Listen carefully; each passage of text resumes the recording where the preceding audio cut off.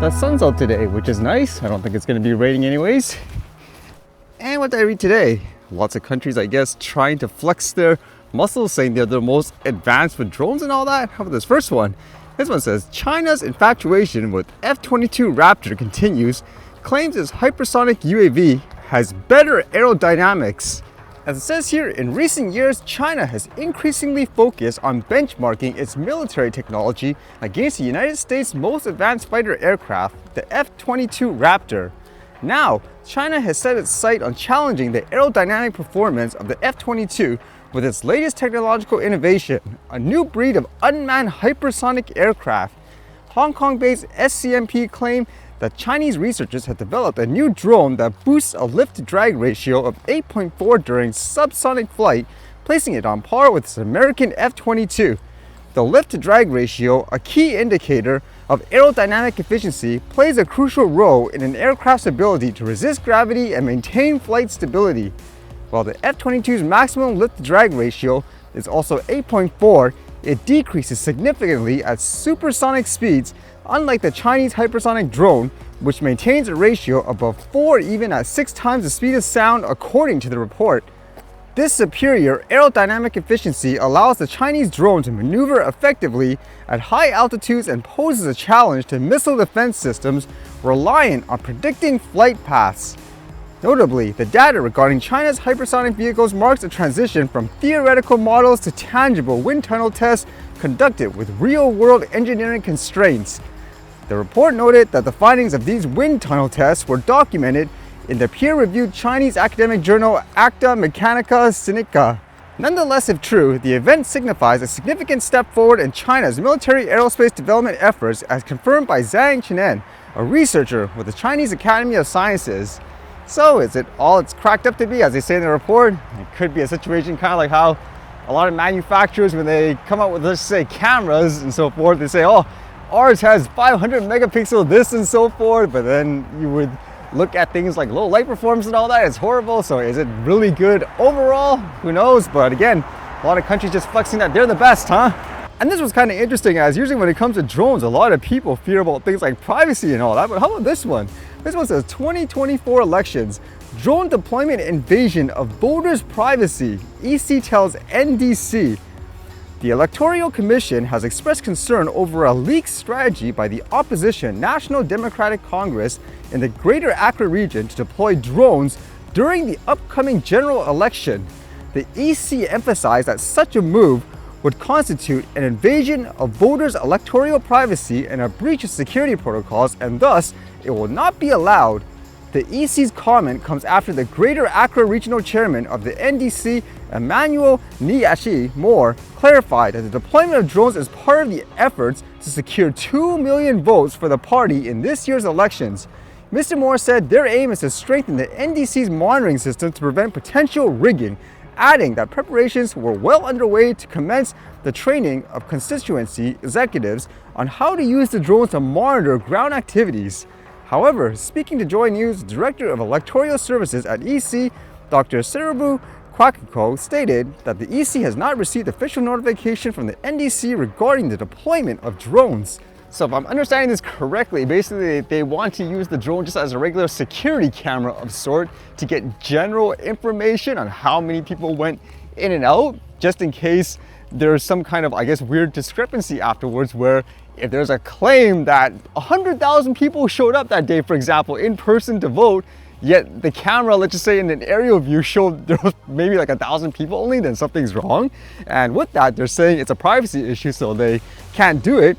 Because here it says polling stations are security zones, so they will have to apply to the security people for permission to be granted. They will have to apply to the Electoral Commission for permission to be granted. But my point is that how comfortable will you feel that you are going to vote at the polling station and there's a drone hovering around you? How sure are you with the respect to the security of the ballot? So I guess that's the argument. Again, the privacy issue, although aren't voting and stuff usually indoors, so the drone can't see anything like who you voted for or anything like that. It's more about, again, just getting a general view of the situation, no different. Let's just say a security camera and all that. But what would you think in this case? It's kind of interesting. That might be a good example too, just in terms of things like over-the-top regulations, classifying everything as a huge manned aircraft, and having the ability to just blanket, I guess, ban the tech in these ways. Do you think that's appropriate, for example, if people were to do that? Because let's just assume people don't want certain things to be seen. And with that thought, this story was actually really fascinating. It sounded a little too coincidental. As you guys know, in recent times, the company Boeing has received a lot of negative press just with some disasters that's been happening with their, I guess, planes.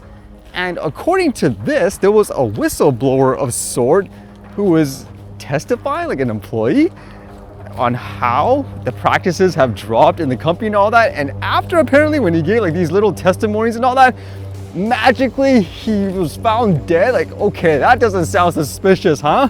This one says, Boeing whistleblower found dead in US. John Barnett had worked for Boeing for 32 years until his retirement in 2017. In the days before his death, he had been giving evidence in a whistleblower lawsuit against the company. Boeing said it was saddened to hear of Mr. Barnett's passing. The Charleston County coroner confirmed his death to the BBC on Monday. It is said the 62-year-old had died from a, quote, self-inflicted wound on the 9th of March, and police were investigating. Mr. Barnett had worked for the US plane giant for 32 years until his retirement in 2017 on health grounds. Again, doesn't that sound suspicious right after this, huh? From 2010, he worked as a quality manager at the North Charleston plant making the 787 Dreamliner, a state-of-the-art airliner used mainly on long-haul routes. In 2019, Mr. Barnett told the BBC that under pressure, workers had been deliberately fitting substandard parts of the aircraft on the production line. He also said he had uncovered serious problems with oxygen systems, which could mean 1 in 4 breathing masks would not work in an emergency. He said soon after starting work in South Carolina, he had become concerned that the push to get new aircraft built meant the assembly process was rushed and safety was compromised, something the company denied. Well, again, what would you think in this case? The timings are way too coincidental. I wouldn't be surprised if that's true in terms of corners being cut and all that, just based on all the news you've heard about the company again and the aircrafts. At the same time, what would you think in this case? Suicide, for example, or somebody took the person out because he was saying too much.